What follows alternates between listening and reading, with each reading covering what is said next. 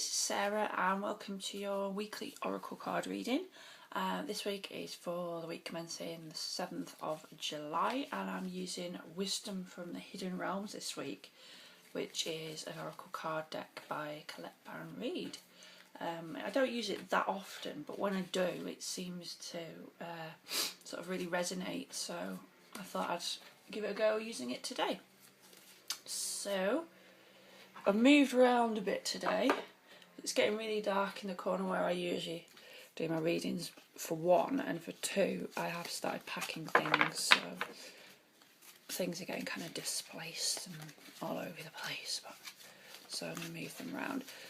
So if you're a subscriber to my channel, you may notice that I have started posting up one or two vlogs, although those will be the last ones with my red hair in, because it is now very, very dark brown.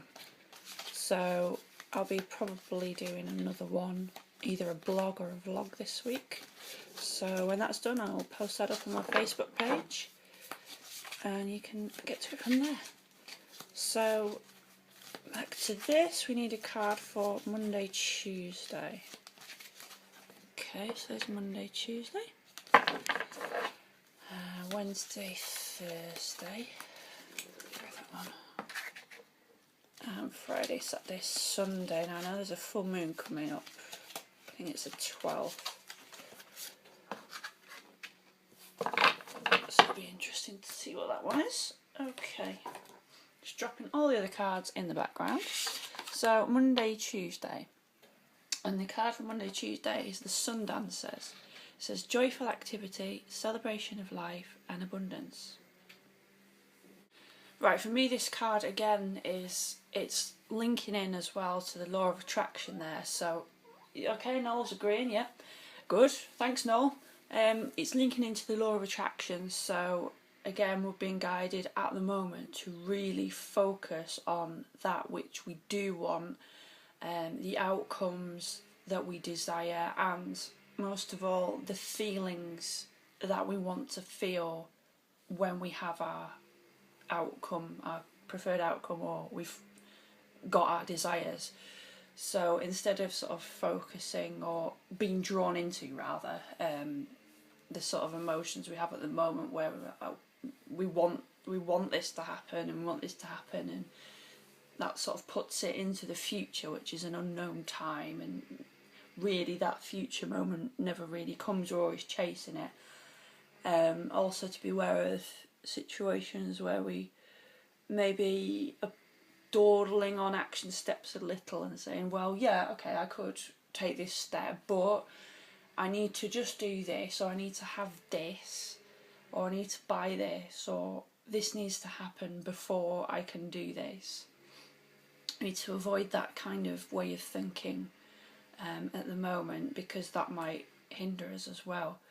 So there's that link there to the law of attraction, keeping the thoughts high so that we can keep the flow going and really keep manifesting, or start to manifest into the physical what we're after.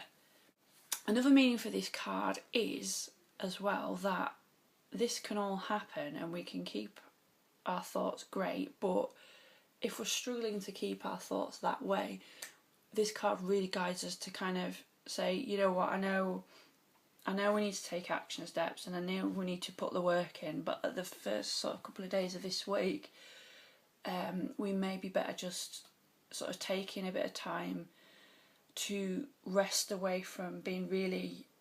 It's good to be driven and focused, but not necessarily chasing it too much. Sometimes if you're kind of really focused and driven to do something and you're trying to take all these action steps, but somehow you still feel like you're banging your head against a brick wall, and if you feel like that, then maybe it's a time to sort of more rest and have more fun, they're saying, just linking into that joyful activity phrase. Just, you know, go out, go for a walk, go and muck about for a bit, go and do whatever you want to do as sort of recreational time, just to kind of steer away from that a bit, and that will help you actually in reaching your goals and meeting with your desires. The last few days I've had a lot of elements of kind of trust coming up as well, so it's kind of got to a point where I've been sort of told, you know, you're doing the best you can at the moment. You don't need to push any harder because that could actually counteract all the good work you're doing. So maybe at this point I just need to sit back and trust that everything is in place. I've done and I'm doing everything I can do, and from here I've just got to trust and just know it's all going on. It's all going on. So Wednesday, Thursday is the cosmos, and the keywords for this card are creativity and vastness. Right, so this card again is linking into the law of attraction again. It's a card about sort of taking action towards your goals in a creative way. So maybe at the beginning of the week they're saying, you know, just have a bit of time out and maybe just a bit of fun and blow off steam and whatever. Then by midweek again, maybe we're going back into, you know, we've got a renewed sense of direction, maybe clarity from just taking a bit of rest time there, and we're going back again into taking action steps towards our goals again by midweek, because we're pretty much supported now. And finally, this is a very supportive card as well. A lot of the cards in this deck, you get two meanings usually. Sort of the ally meaning, where there's sort of, you know, positive meanings, and then the challenger side, which is more sort of things to look out for, or things you might have to be doing differently, or sort of constructive criticism side. This particular card doesn't have a challenger side to it. It's purely an ally card. So it's a really kind of deep blue, supportive, calming but supportive and gentle card. So again, I feel that links into what I said about the first card, where I said maybe we're being guided at the moment where we're not taking the action steps at the beginning of the week to kind of really trust in the universe, and trust in what's happening.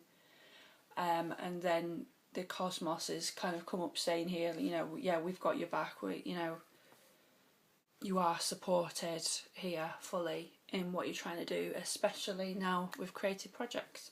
So it's a good time for painting, writing, anything that gets your creative juices flowing is good. Right, so going into the weekend, we've got the Hawk Prince. It says spirit communication and paying attention. Right, this card is about sort of communication and receiving messages, whether that's kind of physical messages that are coming through to you to help you with manifestation and help with what your desires are.